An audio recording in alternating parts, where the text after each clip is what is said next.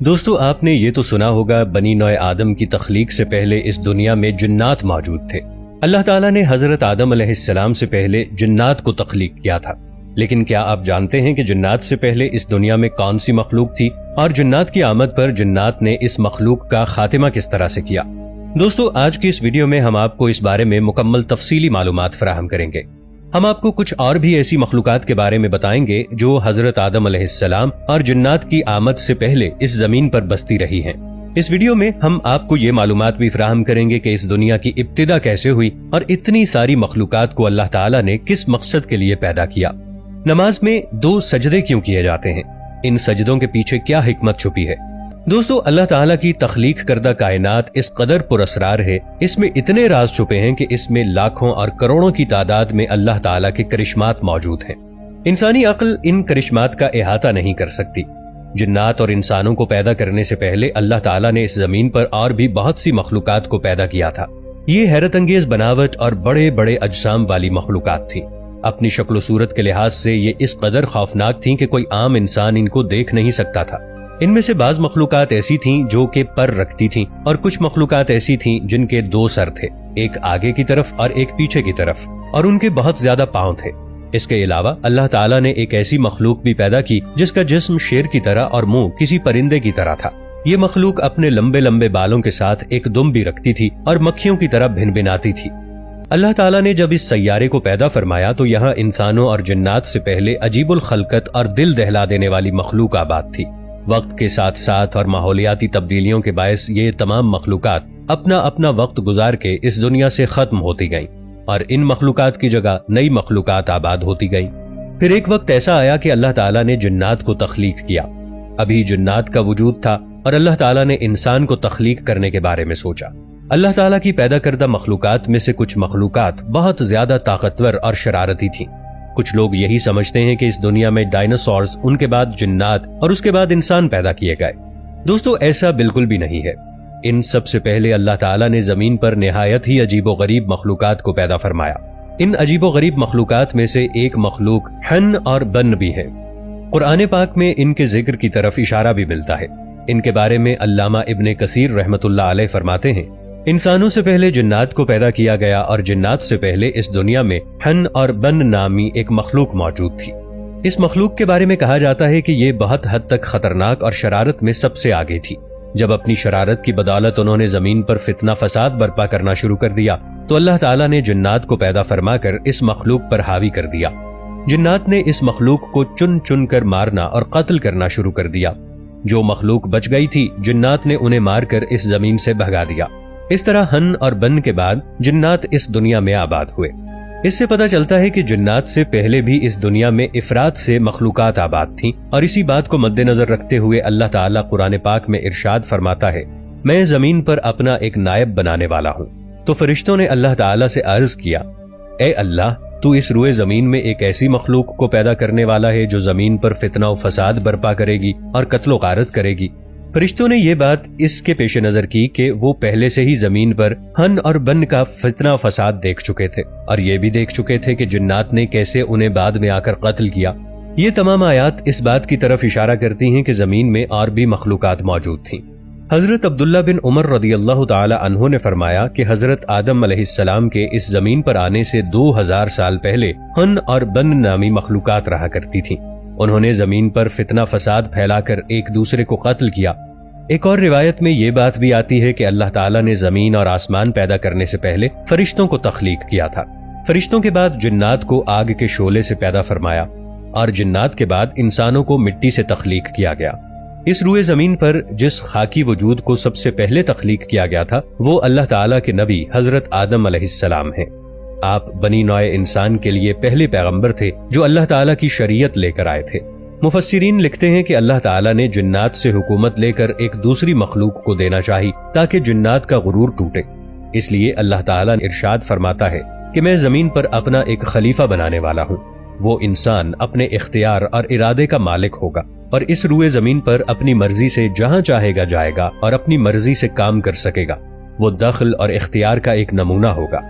فرشتے یہ سن کر حیران و پریشان ہوئے اور اللہ تعالیٰ سے کہنے لگے، اے اللہ، کیا آپ ایک ایسی مخلوق کو پیدا کریں گے جو زمین کو فتنے اور خونریزی سے بھر دے؟ اے اللہ، ہم فرشتے تیری حمد و ثنا اور تسبیح کے لیے کافی ہیں۔ تب اللہ تعالیٰ نے ارشاد فرمایا، حضرت آدم علیہ السلام کو پیدا کرنے کی جو حکمت میں جانتا ہوں تم اس سے بے خبر ہو۔ دوستو، انسانوں میں بھی نافرمانی اور ظلم کا عنصر پایا جاتا ہے، مگر ان کی یہ خوبی ہے کہ جنات کے مقابلے میں انسان رحم دل ہے۔ بلکہ ہمیں یوں سمجھنا چاہیے کہ انسان جنات اور فرشتوں کے درمیان ایک درمیانے درجے کی مخلوق ہے۔ ایک عرصے تک جنات بھی اللہ تعالیٰ کی حمد و ثنا بیان کرتے رہے اور فرما برداری کرتے رہے ہیں۔ وقت کے ساتھ ساتھ ان میں نافرمانی کا عنصر بڑھنے لگا، فسادات اور قتل و غارت کی طرف ان کا رجحان بڑھنے لگا۔ تب اللہ تعالیٰ نے ان کی طرف ایک یوسف نامی فرشتہ بھیجا جو ان کو ہدایت اور رہنمائی کی طرف بلانے لگا، مگر یہ سرکش ہی رہے۔ تب اللہ تعالیٰ نے آسمان سے فرشتوں کے ایک لشکر کو زمین پر بھیجا۔ اس وقت جنات اور فرشتوں کے مابین ایک بہت زبردست معرکہ ہوا۔ اس معرکے میں بہت سے جنات مارے گئے اور آخر کار فرشتے جنات پر حاوی ہو گئے۔ فرشتوں نے جنات کو مار کے سمندروں اور جزیروں کے اندر قید کرنا شروع کر دیا۔ اس وقت جنات زمین پر تقریباً 1000 سال تک بستے رہے۔ اس زمین پر آباد ہونے والی ایک مخلوق ایسی بھی تھی جس کے چھری اور خنجر کی طرح بڑے بڑے دانت تھے۔ دوستو، ایسی اور بھی بہت سی عجیب و غریب مخلوقات جس کو اللہ تعالیٰ نے انسانوں اور جنات سے پہلے پیدا کیا، ان کا تذکرہ تاریخ کی کتابوں میں ملتا ہے۔ حضرت عمر رضی اللہ تعالی عنہ فرماتے ہیں کہ اس زمین پر 1020 قسم کی مخلوقات آباد تھیں۔ ان میں سے 420 قسم کی مخلوقات سمندر کی سطح کے اوپر آباد تھیں اور باقی مخلوقات زیر سمندر رہتی تھیں۔ اللہ بے شک ہر قسم کی مخلوق کو پیدا کرنے پر قادر ہے۔ جنات اور انسانوں کو پیدا کرنے کا ایک ہی مقصد تھا، اور وہ اللہ تعالیٰ نے قرآن پاک کی سورہ زاریات کے اندر یہ مقصد اس طرح بیان کیا ہے: میں نے انسان اور جنات کو اس لیے پیدا کیا تاکہ وہ میری عبادت کر سکیں۔ بعض لوگوں نے نماز، روزہ، حج اور زکوٰۃ ہی کو عبادت سمجھ رکھا ہے۔ تمام جنات اور انسانوں کو یہ اختیار بخشا گیا ہے کہ وہ ان پر منحصر ہے کہ وہ اللہ کی بندگی اختیار کریں یا گمراہی کا راستہ اپنائیں، اور یہی ایک خوبی انہیں دوسری مخلوقات سے منفرد بناتی ہے۔ باقی تمام مخلوقات اللہ تعالیٰ کی بندگی کی پابند ہیں۔ دوستو، جنات کی قوم میں ایک بزرگ تھا۔ اس بزرگ کا نام عزازیل تھا۔ روایات میں آتا ہے کہ عزازیل سے ہی جنات کی ابتدا ہوئی۔ عزازیل اللہ تعالیٰ کا نہایت فرما بردار اور عبادت گزار جن تھا۔ جنت میں اس کا نور سے بنا ہوا ایک تخت ہوتا تھا، اور اس تخت پر بیٹھ کر وہ فرشتوں کو درس دیا کرتا تھا۔ بہت بڑے بڑے فرشتے اس کے شاگرد ہوا کرتے تھے۔ جب عزازیل کو اس بات کا یقین ہو گیا کہ اس دنیا میں اور فرشتوں میں میرے سے بڑھ کر کوئی عالم نہیں، اگر کسی کے پاس اتنا علم ہے بھی، میں پھر بھی اس کا سردار ہوں، اور یہی باتیں سوچ کر وہ گھمنڈ کرنے لگا۔ جب اللہ تعالیٰ نے تمام فرشتوں کو حکم دیا کہ حضرت آدم علیہ السلام کو سجدہ کرو، تو عزازیل گھمنڈ میں آ گیا کہ اس سے زیادہ علم میرے پاس ہے، اس لیے میں آدم کو سجدہ کیوں کروں، اور اس نے سجدہ کرنے سے انکار کر دیا۔ فرشتوں نے جب حضرت آدم علیہ السلام کو سجدہ کیا تو اگلے 100 برس تک وہ سجدے میں پڑے رہے۔ فرشتوں نے جب سجدے سے سر اٹھایا تو انہوں نے دیکھا کہ عزازیل حضرت آدم علیہ السلام سے منہ موڑے غرور میں ایک طرف کھڑا ہے۔ اس کا سارا منہ کسی اندھیری رات کی طرح سیاہ ہو رہا ہے جو اس سے پہلے بہت خوبصورت ہوا کرتا تھا۔ اس دن وہ ایک ہیبت ناک دیو کی مانند نظر آ رہا تھا۔ عزازیل کی یہ صورت دیکھ کر تمام ملائکہ پھر سجدے میں گر گئے۔ اللہ تعالیٰ کو فرشتوں کے یہ 2 سجدے بہت پسند آئے۔ ایک سجدہ فرما برداری کا اور دوسرا سجدہ شکر بجا لانے کا تھا۔ اسی لیے اللہ تعالیٰ نے اپنے بندوں کے لیے نماز میں 2 سجدے رکھے۔ ابلیس نے اللہ تعالیٰ سے قیامت تک کے لیے مہلت مانگی اور 2 مطالبے کیے۔ ایک تو یہ کہ میں قیامت تک زندہ رہوں، مجھے کبھی موت نہ آئے۔ دوسرا اختیارات کا مطالبہ کیا۔ اللہ نے اسے اختیارات اور مہلت دونوں دیے۔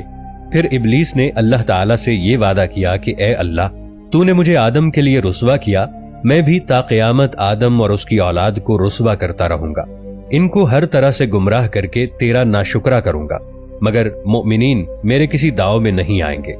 اللہ تعالیٰ نے اسے مہلت دی اور کہا، جا اپنی ذلت اور رسوائی کے ساتھ انتظار کر یہاں تک کہ مہلت کا وقت ختم ہو اور تو جہنم میں چلا جائے۔ ہماری اللہ تعالیٰ سے دعا ہے کہ اللہ تعالیٰ ہم سب کو نیک صالح اعمال کرنے کی توفیق عطا فرمائے اور جہنم کے ایندھن اور شیطان کے شر سے محفوظ فرمائے۔ آمین ثم آمین یا رب العالمین۔